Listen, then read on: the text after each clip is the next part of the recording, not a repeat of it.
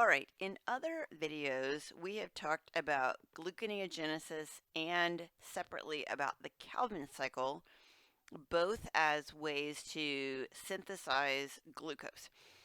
In this video, we're going to talk about other anabolic pathways that make different nutrients in the cell besides just glucose. So this first slide here is polysaccharide anabolism. And so once the cell has glucose, of course, it needs to make other polysaccharides. And so how does it go about that? It turns the glucose into something called activated glucose. So activated glucose is going to have a nucleotide diphosphate stuck onto it. And this nucleotide diphosphate is going to provide the energy to attach this glucose to another sugar to make a polysaccharide. So very most commonly, the activated glucose is in the form of UDP glucose.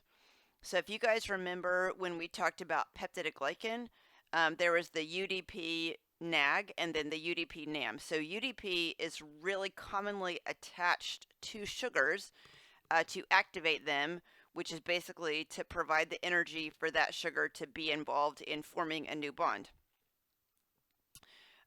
Some cells, and in some cases, you'll find ADP glucose, but it is not as common as UDP glucose.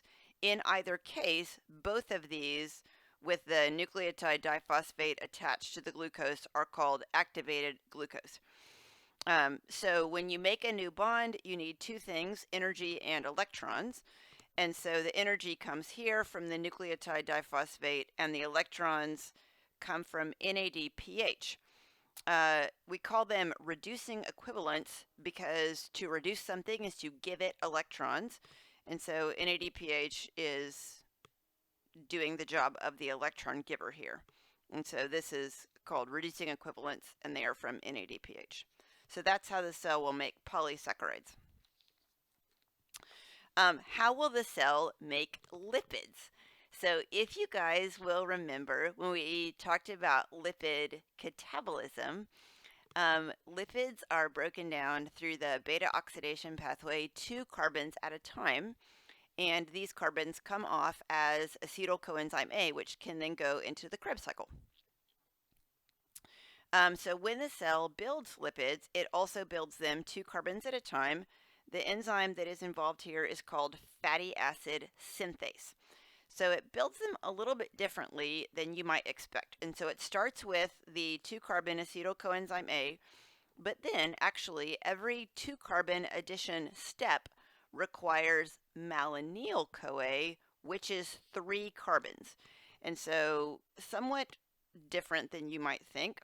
What happens is 2 of the carbons are added to the growing fatty acid chain, and the 3rd carbon actually leaves as carbon dioxide. So every time 2 carbons are added, a 3rd carbon is going to come off. So here one comes off. The electrons are also provided in this case by NADPH. Okay. Oh, in case you're wondering, I know that you might secretly be wondering about the energy. So when the CO2 leaves, somehow the shifting of the bond, I'm really not good at chemistry, but when the CO2 leaves, somehow that shifting of the bond provides the energy for the 2 carbons to attach to the fatty acid. So we need an ATP to get started, but then after that, the energy is packaged in the malonyl-CoA, and then the electrons are provided by the NADPH. Okay, and so then, how does the cell make amino acids? This is almost exactly backwards of catabolizing amino acids. So when you catabolize an amino acid, the first thing that you do is take off the amine group, which then is going to leave the cell as ammonia. And then the carbon skeleton is put through a catabolic process, again, something like the Krebs cycle. So to build amino acids, you need to start with a carbon skeleton, which, depending on the amino acid, the cell can get from different places, but one source might be the pentose phosphate pathway, which you might remember is one of the glycolysis pathways that specifically produces carbon skeletons and NADPH. So to build amino acids, you need a carbon skeleton, and then you need an ammonia. And so there are two ways that the ammonia can be added. First is direct addition, which is also, we will find out later in the nitrogen cycle video, called nitrogen assimilation, where you directly take an ammonia or ammonium, whatever, and add it to the carbon skeleton. So direct addition is where you directly add it. It is what you see here down in this picture, and it is also called nitrogen assimilation.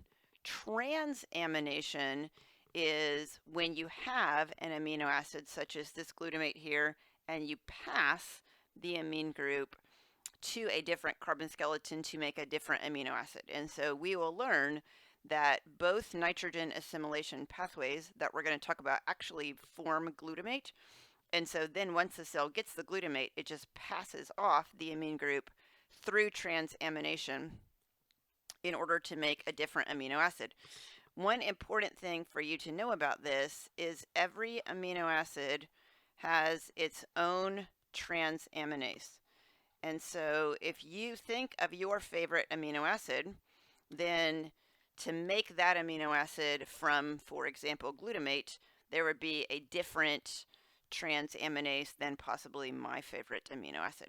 So every amino acid has its own transaminase, and the job of those transaminases is to move the amine group from an existing amino acid, often glutamate, to a different carbon skeleton to make a new amino acid.